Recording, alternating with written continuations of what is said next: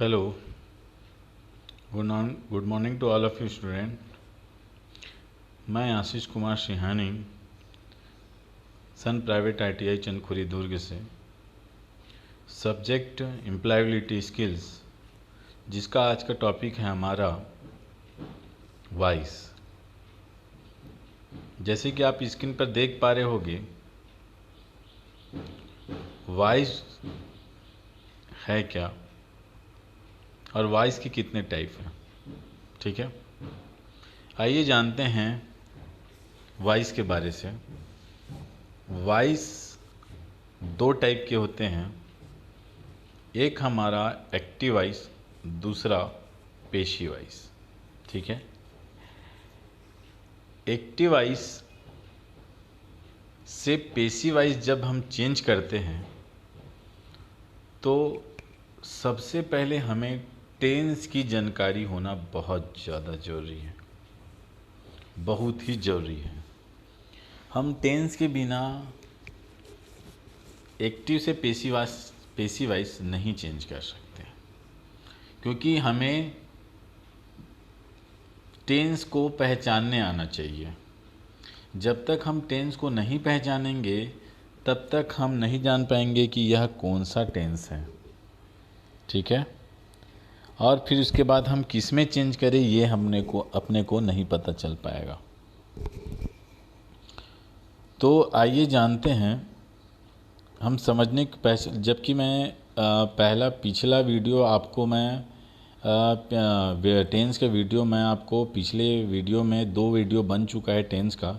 आप उसमें जाकर उसमें अच्छे तरीके से समझ पाएंगे कि यह कौन सा टेंस है।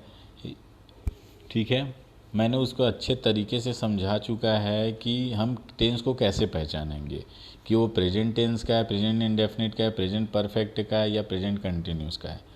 तो हम उसको पहचान पाएंगे तभी जब अपने को उनके बारे से हेल्पिंग वर्ब पता हो, या फिर उसके अंत में ती है, ता है, चूका है या चूकी है, तब हम उस चीज़ को टेंस को पहचान पाएंगे। तभी हम एक्टिव से पेसिव वॉइस हम चेंज कर पाएंगे। ठीक है, तो आइए जानते हैं कि एक्टिव वॉइस से पेसिव वॉइस करने का सबसे पहले नियम। हम लोग सबसे पहले जब तक नियम नहीं जानेंगे तब तक हम चेंज नहीं कर पाएंगे एक्टिव से पेसिव वॉइस। ठीक है, तो सबसे पहले देखिए आप, एक्टिव वॉइस जनरली सामान्य की तरह होगा कि subject plus verb plus object. ठीक है, जब उसको हम पेसिव वॉइस में चेंज करेंगे तो ऑब्जेक्ट जो है सब्जेक्ट बन जाएगा और सब्जेक्ट जो है ऑब्जेक्ट बन जाएगा। इस चीज़ को आप केयरफुली ध्यान दीजिएगा।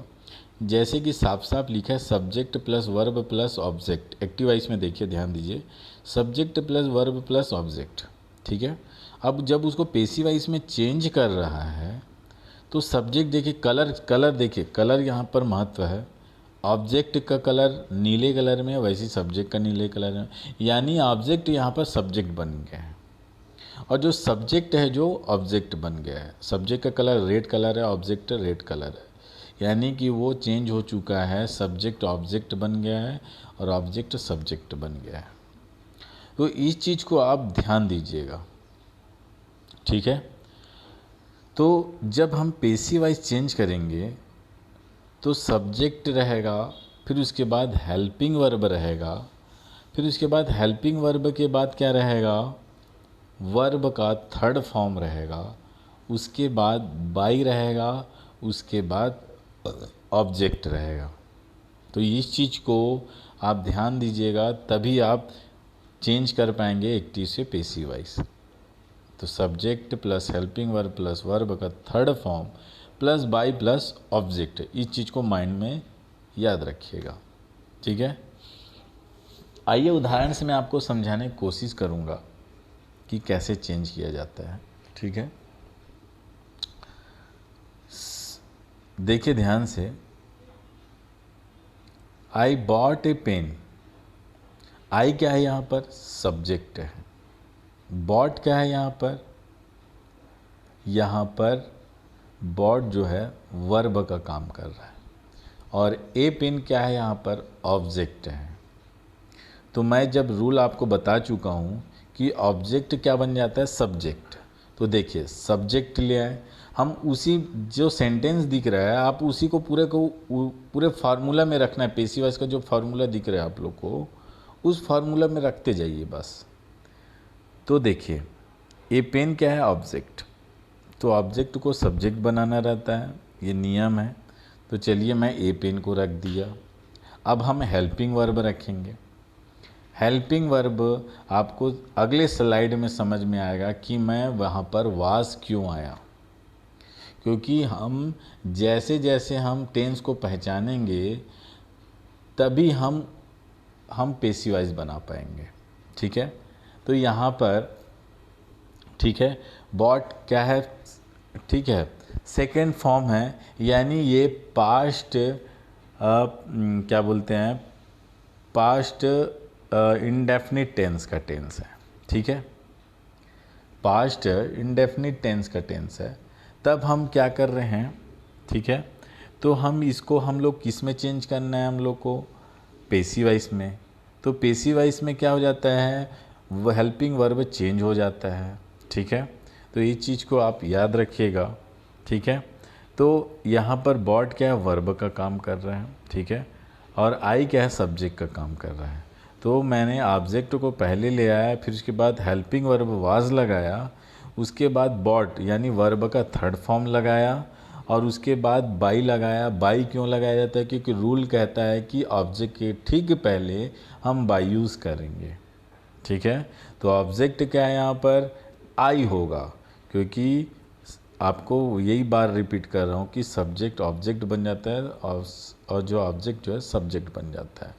ठीक है, बाय मी। अब ये मी क्यों हो गया, मी कहाँ से आ गया, क्योंकि आपको पहले आगे स्लाइड में आपको बताऊंगा कि जितने भी सब्जेक्ट हैं अब हमारे, तो वो चीज़ आई का वी, आई का मी और वी का, ये सभी चीज़ चेंज होंगे। तो पिछले स्लाइड में हम लोग देखते हैं। ठीक है, तो अभी हम यहाँ पर समझ रहे हैं कि हम लोग फार्मूला में कैसे रखेंगे। ठीक है, ठीक है, सब्जेक्ट फिर रखें, फिर हेल्पिंग वर्ब रखेंगे, फिर वर्ब का थर्ड फॉर्म रखेंगे, फिर बाय रखेंगे, फिर ऑब्जेक्ट रखें। यानी कि मैंने अब यहाँ पर देखिए उसका सेंटेंस का बोलने का तरीका ही चेंज हो जाता है जब एक्टिव से पेसिव वॉइस चेंज करेंगे। मैंने एक पेन खरीदा, जब पेसिव वॉइस बना तो एक पेन मेरे द्वारा खरीदा गया, उसका पूरा सेंटेंस चेंज हो गया है। मैंने एक पेन खरीदा, ये तो है एक्टिव वॉइस में, लेकिन जब पेसिव वॉइस बनाएंगे तो एक पेन मेरे द्वारा खरीदा गया वहाँ पर। ठीक है, डायरेक्ट चीज़ सब्जेक्ट आपको वहाँ पर इन्फॉर्म नहीं कर रहा है। ठीक है, वो मेरे द्वारा खरीदा गया बोल रहा है। तो यही चीज़ है पेसिव वॉइस। चलिए आइए जानते हैं कि हम सब्जेक्ट को कैसे कैसे चेंज करेंगे, अगला स्लाइड में देखते हैं। ये देखिए आपको समझ में आ रहा होगा कि सब्जेक्ट को हम ऑब्जेक्ट में कैसे चेंज करेंगे। ठीक है, या ऑब्जेक्ट को सब्जेक्ट में कैसे चेंज करेंगे, इस चीज़ को देखिएगा आप। देखिए आई अगर आया तो अगर मैं उसको ऑब्जेक्ट में चेंज करूँगा तो मी हो जाएगा। अगर वी आया तो अस में चेंज होगा, और यू आया तो कोई चेंजेस नहीं होगा, यू का यू ही रहेगा। अगर ही रहा तो हिम होगा, और सी अगर आया तो हर होगा। ठीक है, और दे अगर आया तो देम होगा, और ईट आएगा तो ईट आएगा। वही जस्ट अपोजिट ले लीजिए आप। अगर ऑब्जेक्ट में सब्जेक्ट बनाना है, ऑब्जेक्ट से सब्जेक्ट, मी का आई होगा, अस का वी होगा, यू का यू ही होगा, हिम का ही होगा, हर का सी होगा, देम का दे होगा, ईट का ईट होगा। तो ये नियम आप बहुत जानना जरूरी है, तभी हम पेसिव वॉइस में चेंज कर पाएंगे। अब चलिए आइए नेक्स्ट स्लाइड में देखते हैं कि हम कौन कौन सा टेंस रहेगा तो हम उसको कैसे चेंज करेंगे पेसिव वॉइस में। ठीक है, ये देखिए सभी आपको स्क्रीन पे दिख पा रहा होगा कि हम लोग सबसे पहले टेंस पहचानना चालू करेंगे, तब हम उसको पेसिव वॉइस में कैसे चेंज करेंगे। ध्यान से देखिए आप, अगर प्रेजेंट इंडेफिनिट टेंस में हो, अब प्रेजेंट इंडेफिनिट टेंस का आप रूल जानते हैं, वर्ब का सब्जेक्ट रहता है, वर्ब का फर्स्ट फॉर्म रहता है, फिर उसके बाद ऑब्जेक्ट रहता है, या फिर अगर निगेटिव बनाते हैं तो डू या तो डज यूज़ करते हैं, फिर नॉट रहता है। तो ये सभी उसके नियम है प्रेजेंट इंडेफिनिट के। अब अगर हम इसको पेसिव वॉइस में जब चेंज करेंगे तो हेल्पिंग वर्ब चेंज हो जाता है, जो डू डज है उसके जगह में इज एम आर यूज़ करेंगे और वर्ब का थर्ड फॉर्म यूज़ करेंगे, ठीक है। और एक चीज़ मैं आपको बता दूं, तो जब आप पेसिव वॉइस में जब भी चेंज करेंगे तो टोटल ऑल ओवर जितने भी वर्ब रहेंगे वो पूरा पूरा वर्ब का थर्ड फॉर्म हो जाएगा। आपको इसमें किसी प्रकार का दिक्कत नहीं जाएगा कि हम कौन सा वर्ब यूज़ करें, सेकंड करें कि फर्स्ट कि थर्ड। आप केवल सभी में वर्ब का थर्ड फॉर्म यूज़ करेंगे, इस चीज़ को याद रखिएगा। चलिए आगे मैं आपको बता दूं कि प्रेजेंट कंटिन्यूस में अगर आ गया, अगर कोई भी सेंटेंस प्रेजेंट कंटिन्यूस में है और उसको पेसिव वॉइस में चेंज करने के लिए बोलेगा, तो हम उसको एज इट इज़ वही रहने देंगे, ठीक है। इज एम आर है, इसका एक्टिव वॉइस क्या बोलता है, अगर ई प्रेजेंट कंटिन्यूस का रूल क्या बोलता है, is am are helping verb रहता है, वर्ब का फर्स्ट फॉर्म फिर आईएनजी रहता है। लेकिन उसको पेसिव वॉइस में जब चेंज करेंगे तो हेल्पिंग वर्ब कोई चेंजेस नहीं होगा, वही का वही केवल रहेगा, इज एम आर रहेगा, केवल उसमें बीइंग जुड़ आएगा, BEING, और वर्ब का थर्ड फॉर्म, ठीक है। प्रेजेंट परफेक्ट की बात करूं मैं, हैज़ या तो हैव रहेगा, फिर वर्ब का थर्ड फॉर्म रहेगा, तो इसमें भी कोई चेंजेस नहीं नज़र आएगा, हैव हैज़ हेल्पिंग वर्ब रहेगा, केवल इसमें बीन जुड़ आएगा और वर्ब का थर्ड फॉर्म, ठीक है। अगर पास्ट इंडेफिनिट की बात करूं तो वर्ब का थर्ड फॉर्म ही रहता, वर्ब का सेकंड फॉर्म रहता है, अगर निगेटिव बनाते तो डिड नॉट वर्ब का फर्स्ट फॉर्म। तो जब इसको पेसिव वॉइस में चेंज करेंगे तो इसका पूरा हेल्पिंग वर्ब चेंज हो जाएगा, क्या हो जाएगा, वाज या तो वेयर हो जाएगा और वर्ब का थर्ड फॉर्म होगा, ठीक है। चलिए आइए जानते हैं पास्ट कंटिन्यूस टेंस का, ठीक है। वाज, ठीक है, वाज या तो वेयर, ठीक है। पास्ट कंटिन्यूस में हेल्पिंग वर्ब का रूल क्या बोलता है, वाज वेयर, वर्ब का फर्स्ट फॉर्म आईएनजी रहता है। जब इसको पेसिव वॉइस चेंज करेंगे तो वाज वेयर तो रहेगा ही, हेल्पिंग वर्ब वही रहेगा और बीइंग जुड़ जाएगा और वर्ब का थर्ड फॉर्म यूज़ होगा, ठीक है। चलिए आइए पास्ट परफेक्ट का जानते हैं। इसका रूल यही कहता है कि उसमें हेल्पिंग वर्ब हेड रहता है और वर्ब का थर्ड फॉर्म रहता है, ये आपको सभी को पता है। जब उसको पेसिव वाइज जब चेंज करेंगे तो हैड बीन हो जाएगा, उसमें बीन जुड़ जाएगा और वर्ब का थर्ड फॉर्म, ठीक है। हेल्पिंग वर्ब में केवल बीन जुड़ जाएगा, ठीक है। फ्यूचर इंडेफिनिट की बात करते हैं तो इसका रूल यही कहता है, हम जानते हैं सेल विल वर्ब का फर्स्ट फॉर्म। अगर इसको पेसिव वाइज में चेंज करेंगे तो सेल या तो विल, फिर उसके बाद बी रहेगा, इसमें केवल बी जुड़ जाएगा और वर्ब का थर्ड फॉर्म, ठीक है। फ्यूचर परफेक्ट की अगर मैं बात करूं तो इसका रूल कहता है सेल हैव या विल हैव और वर्ब का थर्ड फॉर्म, ठीक है। तो इसमें भी देखिए आप, हेल्पिंग वर्ब के साथ केवल बीन जुड़ गया है और वर्ब का थर्ड फॉर्म। अब फिर उसके बाद अगर हम ऑल ओवर की बात करें तो आप केवल केयरफुली ध्यान दीजिएगा, आपको कोई याद करने की ज़रूरत नहीं है। ध्यान से देखिए, प्रेजेंट कंटिन्यूस और पास्ट कंटिन्यूस, इस दोनों में देखिए हेल्पिंग वर्ब चेंज नहीं हो रहा है, केवल बीइंग जुड़ रहा है, दोनों में ध्यान से देखिए, बीइंग, ठीक है। और present perfect, past perfect, future perfect की अगर मैं बात करूं तो केवल इसमें हेल्पिंग वर्ब में कोई चेंजेस नहीं नज़र आ रहा है, केवल इसमें बीन जुड़ आ रहा है। तो इस चीज़ को आप ध्यान दीजिए, ठीक है। कोई चेंज नजर ना, केवल बीन जुड़ आ रहा है। आपको केवल प्रेजेंट इंडेफिनिट और पास्ट इंडेफिनिट और फ्यूचर इंडेफिनिट में ध्यान देना पड़ेगा।